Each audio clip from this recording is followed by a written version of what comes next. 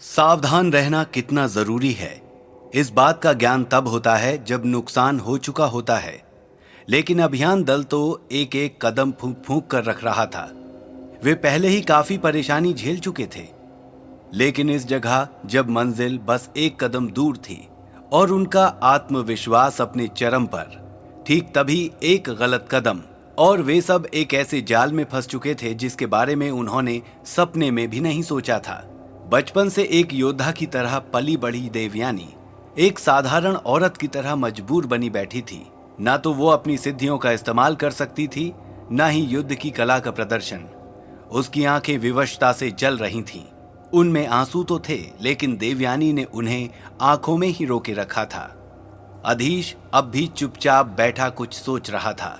उसने अपना बचपन याद करने की कोशिश की, लेकिन ठीक से उसे कुछ याद नहीं आ रहा था। न ही उसे ये याद था कि देवयानी के साथ उसका रिश्ता कैसा था। देवयानी उसकी सौतेली बहन थी, फिर भी दोनों में किसी तरह का द्वेष भाव नहीं था, बल्कि एक स्वस्थ प्रतियोगिता थी। लेकिन समय के साथ देवयानी हर क्षेत्र में उससे बहुत आगे निकल गई थी, पढ़ने लिखने से लेकर अस्त्र शस्त्र चलाने में भी। यहां तक कि उसके पास अग्नि सिद्धि भी थी। लेकिन अधीश के पास क्या था? फिर भी अधीश में कुछ तो खास था।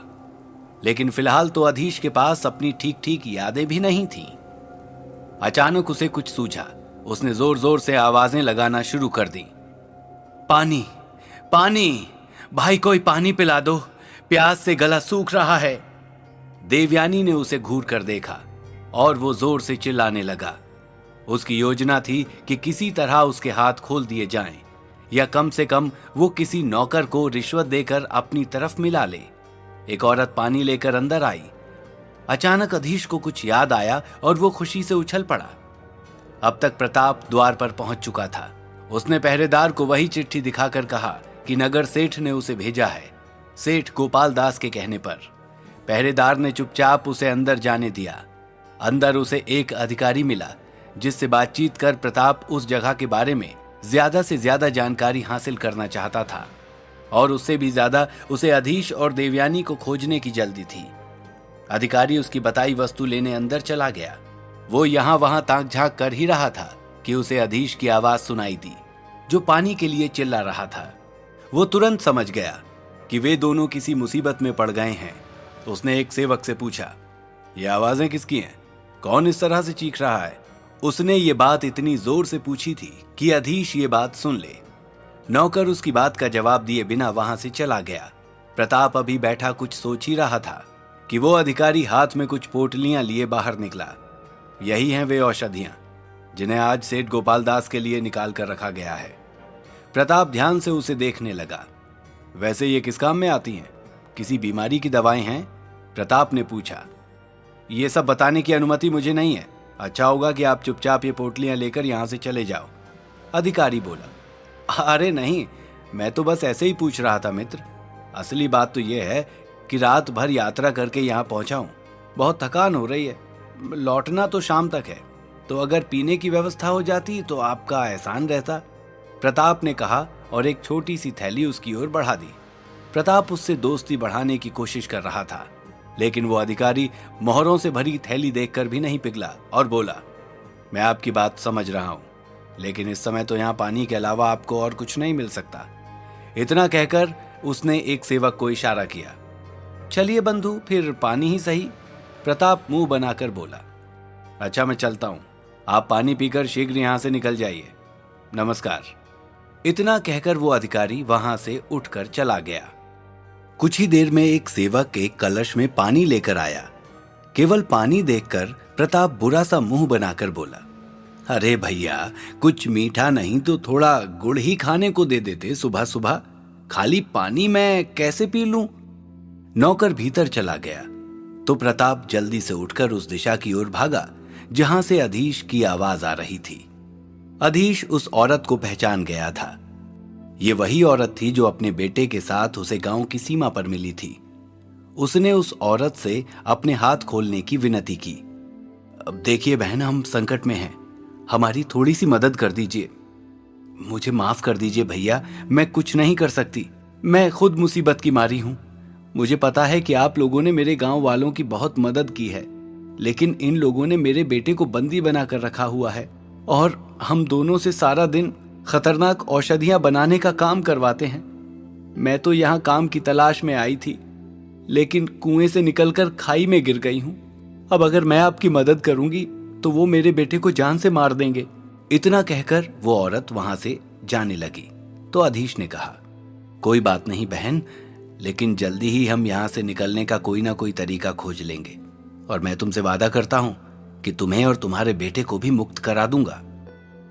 देवयानी ने अधीश को ताना मारा, अपने हाथ बंधे हुए हैं और दूसरों को आजादी दिलाने के वचन दिए जा रहे हो।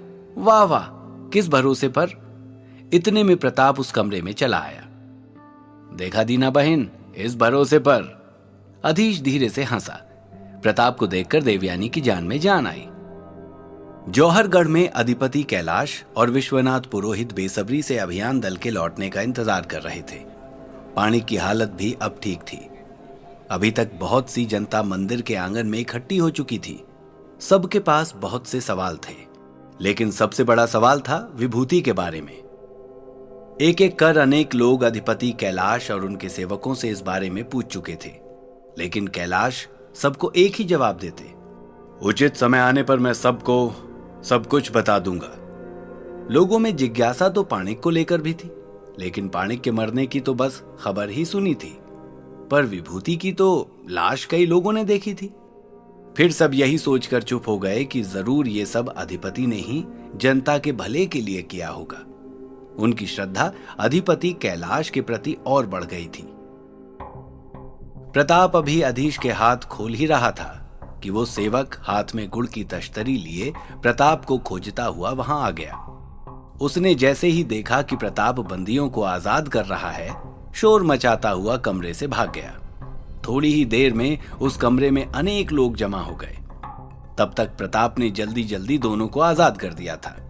इससे पहले कि कोई उनसे कुछ कहता, देवयानी ने हाथ ऊपर किया और आग का एक भयंकर गोला दुश्मनों की ओर फेंका। लेकिन वे लोग भी कोई आम सेवक नहीं थे। उनमें से कईयों के पास उच्च स्तर की सिद्धियां थीं। उन्होंने देवयानी का वार बचा लिया और आग का गोला गायब हो गया।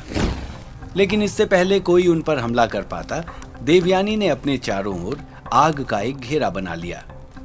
उस घेरे पर किसी सिद्धि या किसी अस्त्र शस्त्र का असर नहीं होता था।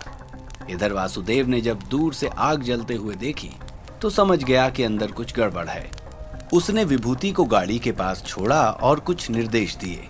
साथ ही 4 सैनिकों को भी रक्षा करने के लिए वहीं छोड़कर बाकी सैनिकों को साथ लेकर आगे बढ़ गया और थोड़ी दूर से ही तीरों की वर्षा शुरू कर दी। वासुदेव के सामने पहरेदार ज्यादा देर टिक नहीं पाए। कुछ ने अपनी सिद्धियों का प्रयोग किया, लेकिन देवयानी और प्रताप ने मिलकर उनके सभी वार खाली कर दिए। इस बीच अधीश घेरे से निकलकर कब वहां से गायब हो गया, कोई जान नहीं पाया। तभी एक पहरेदार आग के घेरे के अंदर कूद गया और तलवार से प्रताप पर वार कर दिया।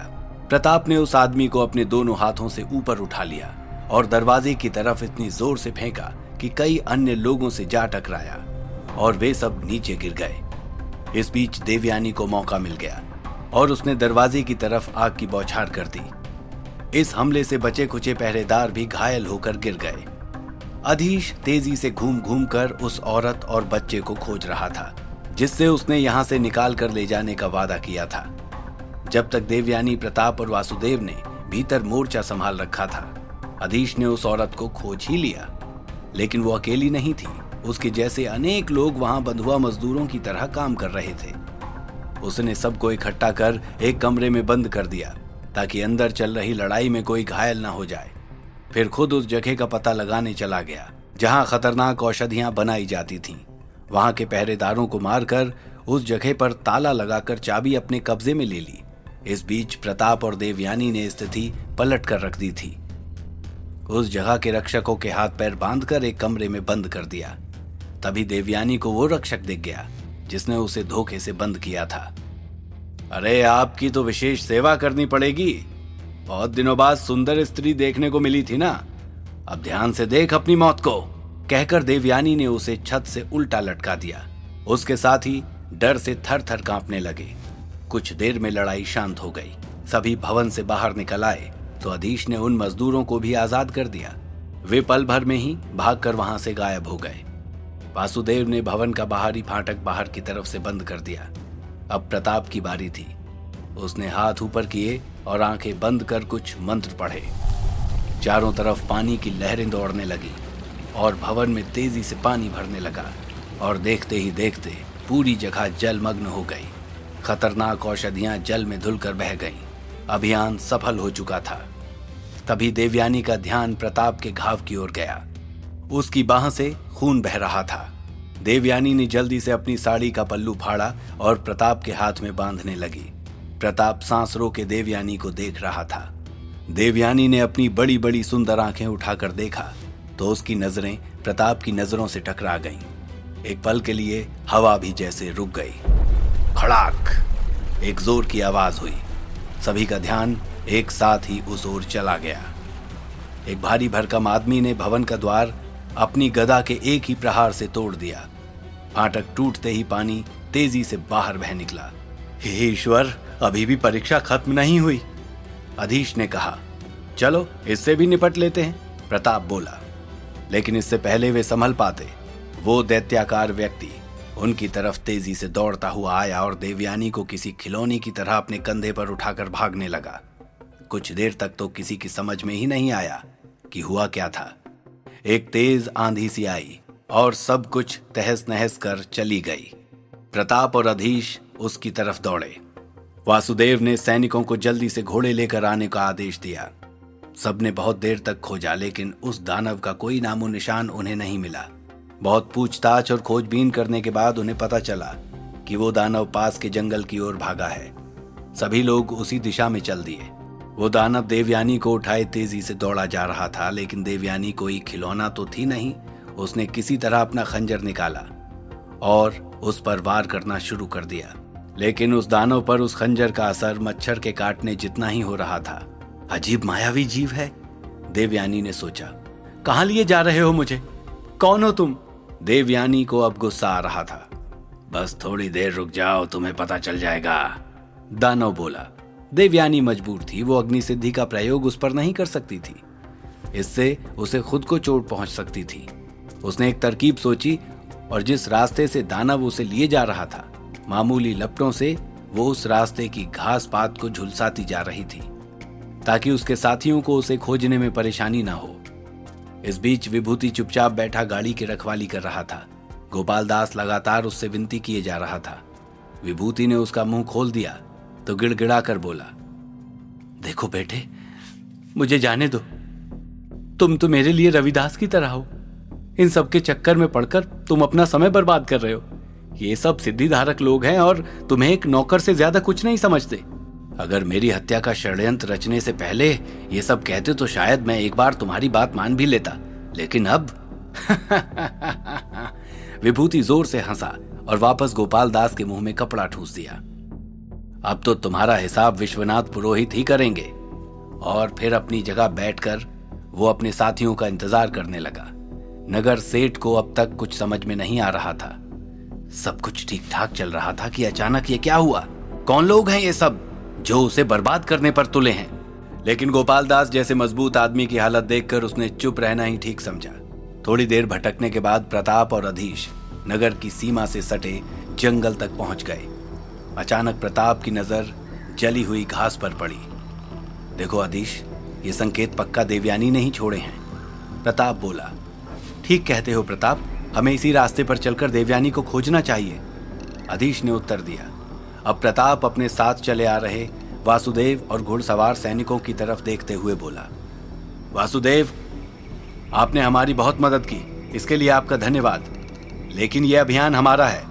आप 2 घुड़सवार सैनिक और 2 घोड़े हम दोनों के लिए छोड़ दीजिए और आप विभूति और गाड़ी में पड़े दोनों बंदियों को लेकर जौहरगढ़ चले जाइए। रास्ते से कार्तिक को भी अपने साथ ले लेना। बहुत देर तक एक जगह रुकना किसी के लिए ठीक नहीं है। ठीक है प्रताप, मुझे तुम दोनों पर पूरा भरोसा है। मैं सबको लेकर निकलता हूँ। तुम लोग भी देवयानी को लेकर जल्दी आ जाना। ईश्वर तुम्हें सफल करे। इतना कहकर वासुदेव वहां से चला गया। प्रताप और अधीश एक एक घोड़े पर सवार होकर जंगल में अंदर की ओर जाने लगे। वो दानव देवयानी को जंगल के बीचों बीच बने एक छोटे से महल में ले गया था।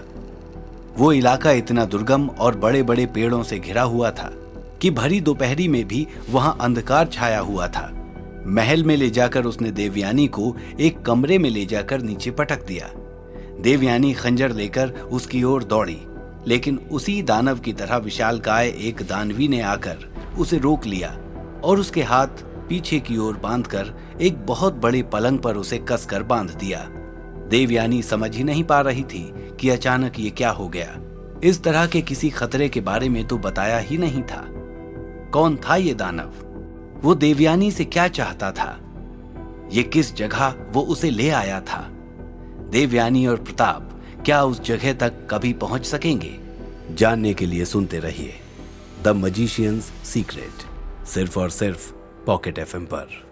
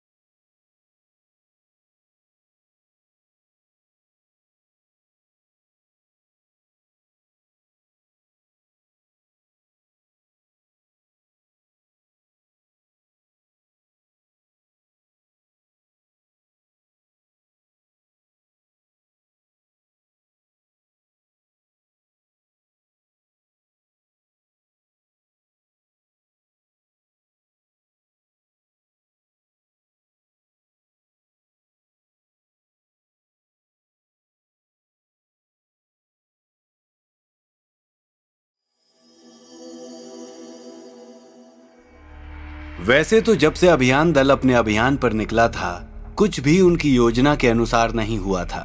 फिर भी मार्ग में हुई सारी घटनाओं का उनके लक्ष्य से कोई ना कोई संबंध तो था ही, और उनसे अपने लक्ष्य को प्राप्त करने में सहायता ही मिली थी। लेकिन ये नई विपत्ति तो एकदम ही अचानक आ गई थी। इसके बारे में तो ना किसी ने सोचा था, ना ही ये उनकी योजना का कोई हिस्सा था। अब देखना है कि किस तरह ये विपत्ति टलती है। क्या ये और अधिक नुकसान पहुंचाकर ही टलेगी, या इसमें भी सबकी भलाई छिपी हुई है? वासुदेव और विभूति नगर की ओर वापस लौट चुके थे। अधीश और प्रताप देवयानी के संकेतों का पीछा करते हुए चले जा रहे थे। न जाने वो दानव कौन था, उसका हमसे क्या लेना देना था, या शायद वो भी गोपाल दास का एक सहायक हो। अधीश खींचा हुआ था। यदि वो गोपाल दास का सहायक होता, गोपाल दास और नगर सेठ को छुड़ाने की कोशिश करता, हमसे युद्ध करता, इस तरह देवयानी को उठाकर अपने साथ न ले जाता। उसका कोई दूसरा ही मकसद है। प्रताप ने उत्तर दिया, तुम्हारी बात भी सही है, लेकिन मैं भटकते भटकते थक चुका हूं। अधीश बोला। इस मुसीबत की घड़ी में भी प्रताप को हंसी आ गई। ये बात वो कह रहा है जो ना जाने कब से दिव्य कलश के पीछे भटक रहा है। जरा सा हंसकर प्रताप बोला। अधीश चिढ़ गया। वो पहले ही थका हुआ था, ऊपर से उसे कुछ भी याद नहीं था कि ये दिव्य कलश का क्या चक्कर है। लेकिन प्रताप के सामने उसने अपनी परेशानी नहीं बताई, चुपचाप प्रताप के पीछे चलता रहा। उधर वो दानव देवयानी को जंगल के बीचों बीच स्थित एक भवन में ले गया था। वो भवन इतना सुंदर था कि लगता था जैसे वन देवता का महल हो। लकड़ी से बने हुए उस महल में दीवारों पर सुंदर चित्र और बेल बूटे उकेरे गए थे, और सभी वस्तुओं पर भी सुंदर नक्काशी थी। महल के बागीचे में अनेक दुर्लभ प्रजाति के पेड़ पौधे लगे हुए थे, जिनमें सुंदर सुंदर फूल खिले हुए थे। फूलों से भीनी भीनी सुगंध आ रही थी और पूरे महल में फैल रही थी। उस महल में सुंदर सुंदर पक्षी यहाँ वहां उड़ रहे थे और आपस में इंसानों की भाषा में बात कर रहे थे। एक तोता और मैना ठीक उसी पलंग के पास बैठे आपस में बतिया रहे थे, जिनकी सारी बातें देवयानी सुन रही थी, और उसे आश्चर्य भी हो रहा था कि किस तरह ये लोग इंसानों की भाषा में बात कर रहे हैं। अरे मैना, क्या तुझे पता है ये स्त्री कौन है? कितनी सुंदर है ये। मैंने इतनी सुंदर स्त्री पहले कभी नहीं देखी। तोता बोला, तुम्हें तो सारी ही स्त्रियां सुंदर लगती हैं, जाओ मुझसे मत बोलो। मैना रूठ गई। मेरा मतलब था कि ये तो हमारे स्वामी की तरह ही बहुत सुंदर है। जरूर स्वामी इसे हमारी स्वामिनी बनाने के लिए लाए हैं, और मेरी नजर में तुझसे सुंदर तो कोई है ही नहीं। तोता उसे मनाने की कोशिश करते हुए बोला। मैना बिना जवाब दिए फुर से उड़ गई। तोता भी उसके पीछे चला गया। उनकी बातें सुनकर देवयानी मन ही मन हंस पड़ी। उसे यह भी जानने की उत्सुकता हुई कि इनका स्वामी कौन है जिसकी ये पंछी इतनी तारीफ कर रहे हैं। वो दानव तो इनका स्वामी नहीं हो सकता। देवयानी, देवयानी को प्रताप की आवाज सुनाई दी। देवयानी, कहां हो तुम? क्या तुम्हें हमारी आवाज सुनाई दे रही है? यह अधीश था। देवयानी की जैसे जान में जान आई। उसने उतनी ही जोर से चिल्लाकर जवाब दिया, लेकिन उसकी आवाज महल की दीवारों से टकराकर वापस आ गई। यह महल ऐसा था कि भीतर की कोई भी आवाज बाहर नहीं जा सकती थी, और बाहर की छोटी से छोटी आवाज ध्यान लगाने पर सुनी जा सकती थी। तभी एक दानवी जैसी दिखने वाली औरत ने वहां प्रवेश किया। उसके हाथों में एक पीतल का बड़ा सा स्थान था। उसमें बहुत से गहने और नए कपड़े रखे हुए थे। देवयानी के पास आई और उसे पलंग पर से उठाकर सीधा खड़ा कर दिया, बिल्कुल इस तरह जैसे देवयानी कोई गुड़िया हो, और फिर बोली, यहां से भागने की या चिल्लाने की कोशिश भी मत करना, सब बेकार है। अब चुपचाप ये कपड़े और गहने पहनकर तैयार हो जाओ। कौन हो तुम और ये सब क्या चल रहा है? मैं ये सब नहीं पहनूंगी। पहले मुझे बताओ कि मुझे यहाँ क्यों लाया गया है? देवयानी चीखी। उस औरत ने कोई जवाब नहीं दिया और चुपचाप देवयानी को उठाकर एक कुंड की तरफ ले गई। वो कोई साधारण स्नान कुंड नहीं था। महल के अंदर ही वो कुंड बनाया गया था। उसमें तरह तरह के रंगीन कमल के फूल लगे हुए थे। सुंदर सफेद हंस उसमें तैर रहे थे। किनारों पर मोती बिखरे हुए थे। अगर कोई आम दिन होता तो देवयानी उस कुंड में स्नान करने के लिए तुरंत कूद जाती, लेकिन इस समय वो बहुत परेशान थी और उसे सुंदर से सुंदर चीज भी खराब लग रही थी। उस औरत ने देवयानी के हाथ पैर खोल दिए थे।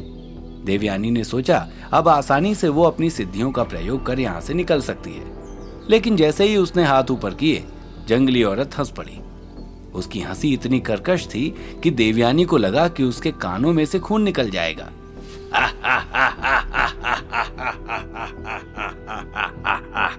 तुम क्या सोचती हो? तुम एक बार यहाँ आने पर बच के निकल जाओगी? इस जगह पर अच्छे अच्छे ऋषि मुनियों की सिद्धियां भी काम नहीं करती, इसलिए तुम्हारे लिए अच्छा होगा कि चुपचाप नहाकर और ये नए वस्त्र और आभूषण पहनकर तैयार हो जाओ। मैं ऐसा कुछ नहीं करने वाली। तुम कौन होती हो मुझे हुक्म देने वाली? तुम जानती हो कि मैं कौन हूं? देवयानी भी पूरी शक्ति से गरजी। जी नहीं, मैं नहीं जानती और ना ही मैं जानना चाहती हूँ। अब मुझे जबरदस्ती करने पर मजबूर मत करो। मैं यहाँ से जा रही हूँ, आधे घंटे में वापस आ जाऊंगी। तब तक तुम मुझे तैयार मिलना, वरना मैं अपने तरीके से तुम्हें तैयार कर दूंगी। इतना कहकर वो दानवी जोर जोर से कदम पटकते हुए वहां से चली गई। अब देवयानी बिल्कुल अकेली थी, लेकिन वहां पर वो कुछ भी नहीं कर सकती थी। उसने उस दानवी की बात मानने में ही अपनी खैर समझी और चुपचाप नहाकर कपड़े बदल लिए। थोड़ी देर में वो दानवी फिर वापस आ गई। शाबाश, मेरी बात मानकर तुमने बहुत अच्छा किया। अब चलो चुपचाप, स्वामी तुम्हारा इंतजार कर रहे हैं। दानवी खुश होकर बोली। देवयानी स्तब्ध रह गई। ये किस स्वामी की बात कर रही है और क्या ये वही है जिसने मुझे यहां बुलाया है? उसने सोचा। इतनी देर में प्रताप और अधीश ठीक उसी महल तक आ पहुंचे और फिर जोर जोर से आवाज लगाना शुरू कर दिया। वो दानव जो देवयानी को उठाकर लाया था महल के बाहर ही खड़ा था। उन दोनों को देखकर जोर से हंसने लगा। अच्छा, तो तुम दोनों उस मानवी के पीछे यहां तक चले आए। चलो अच्छा है। अब आज रात्रि के भोजन के लिए मुझे शिकार का प्रबंध नहीं करना पड़ेगा। वैसे भी आज रात में यहाँ बहुत बड़ा उत्सव होने वाला है। तुम दोनों को भून कर खाने में सबको बहुत मजा आएगा। चुप हो जा जंगली दानव, और बता मुझे देवयानी कहाँ है और तू उसे यहाँ क्यों लाया है, वरना एक ही पल में मैं तेरी गर्दन काटकर धड़ से अलग कर दूंगा। प्रताप गुस्से से जलता हुआ बोला। अच्छा, तो तू अब मुझसे युद्ध करना चाहता है? कहकर उस दानव ने अपना पैर इतनी जोर से जमीन पर पटका कि जमीन थरथरा उठी। देखिए दानव राज, आप जो भी हैं, कृपया करके मुझे बता दीजिए कि मेरी बहन कहाँ है। हम पहले ही मुसीबत के मारे हुए हैं। हम जल्दी से जल्दी अपने घर वापस जाना चाहते हैं। अधीश कोमल आवाज में बोला। और उसने दानव के सामने हाथ जोड़ दिए। देख मूर्ख मानव, तेरा ये साथी कितना समझदार है। ये मुझसे युद्ध करने का खतरा नहीं उठाना चाहता, उस दानव ने प्रताप से बोला। इतने में महल का दरवाजा खुला और एक बहुत ही सुंदर और तेजस्वी पुरुष बाहर निकला। उसको देखकर दानव चुप हो गया और हाथ जोड़कर एक ओर खड़ा हो गया। क्यों शोर मचा रहे हो मिनूकी? कौन है ये दोनों और यहाँ क्या कर रहे हैं? उस पुरुष ने बहुत ही कोमल आवाज में पूछा। ये दोनों उसी मानवी के साथी हैं जिसे आपके कहने पर मैं यहाँ लाया हूं। उस दानव ने, जिसका नाम मिनूकी था, विनम्रता से जवाब दिया। अच्छा, तो बताइए आप लोग क्या चाहते हैं, यहाँ क्यों आए हैं? उस पुरुष ने प्रताप और अधीश की ओर देखकर पूछा। वो मेरी बहन है जिसे आपका ये दानव जबरदस्ती उठाकर यहाँ लाया है।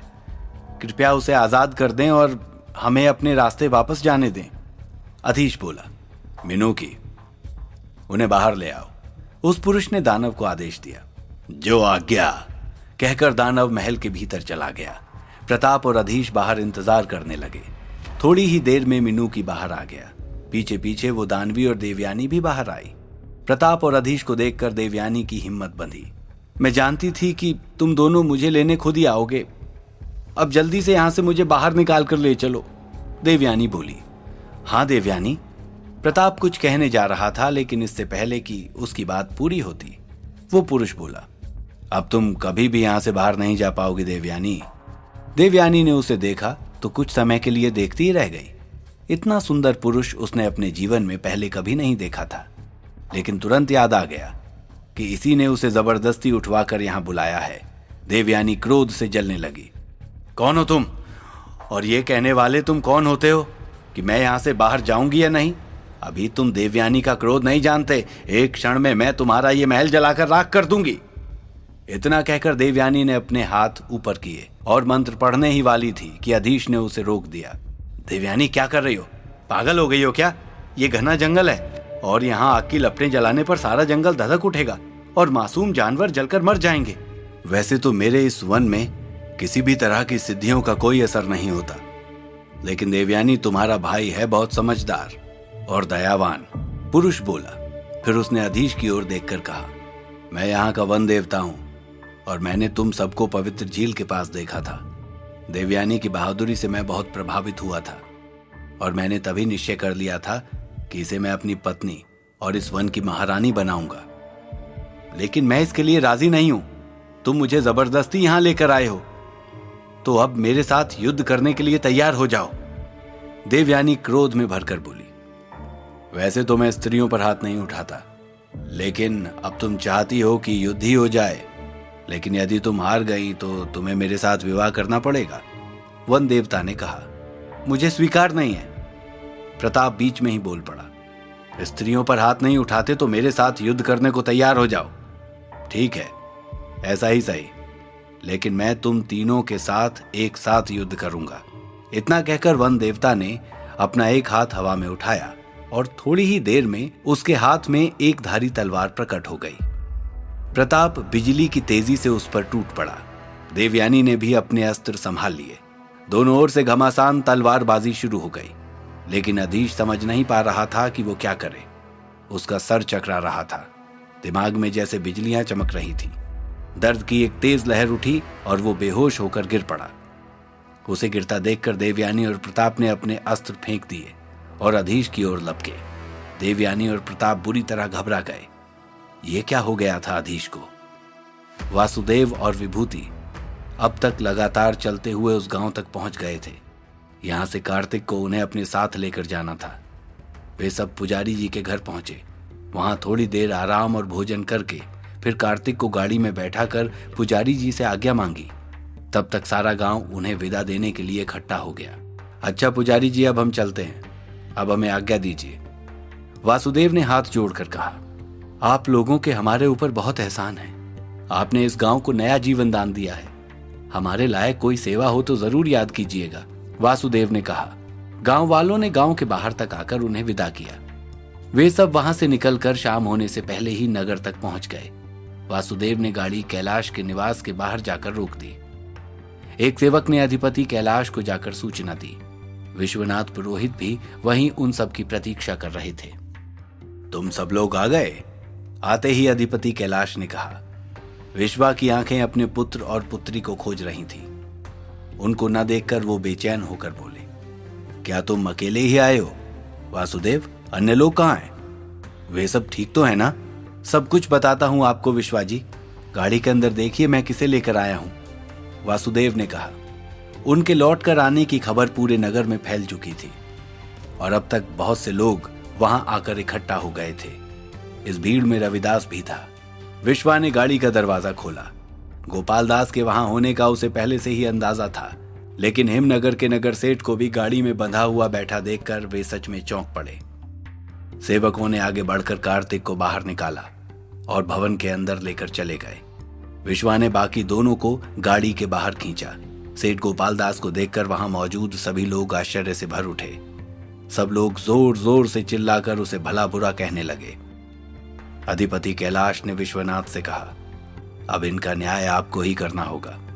इन्होंने जनता के विश्वास को तोड़ा है और बहुत से गलत काम किए हैं, इसलिए इनका न्याय तो जनता ही करेगी। विश्वा ने जवाब दिया। सैनिकों को आदेश दिया, इन दोनों को ले जाकर नगर के मुख्य चौक पर बांध दिया जाए। कल सुबह जनता के सामने इनका न्याय किया जाएगा। सैनिक उन दोनों को अपराधियों की तरह घसीटकर वहां से ले जाने लगे। रविदास ये सब देख रहा था। उसकी आंखों से क्रोध के अंगारे बरस रहे थे, लेकिन वो मजबूर था। अभी वो किसी से कुछ कह नहीं सकता था, वरना उसकी भी यही दशा होती। लेकिन उसने मन ही मन संकल्प लिया, अधिपति कैलाश और विश्वनाथ पुरोहित, मैं ये दृश्य और अपने पिता का यह अपमान कभी भूलूंगा नहीं, और एक दिन तुम दोनों से ऐसा बदला लूंगा कि दुनिया देखेगी। तुम दोनों को खून के आंसू न रुलाया तो मेरा नाम रविदास नहीं। नगर की जनता सेठ गोपाल दास को क्या दंड देगी? क्या रविदास चुपचाप ये देखता रहेगा? क्या सच में रविदास कभी विश्वनाथ पुरोहित और अधिपति कैलाश से बदला ले पाएगा? अधीश क्यों बेहोश हुआ है? क्या वो स्वस्थ हो पाएगा? क्या प्रताप और देवयानी उस वन देवता को हरा पाएंगे? जानने के लिए सुनते रहिए द मजिशियंस सीक्रेट, सिर्फ और सिर्फ पॉकेट एफएम पर।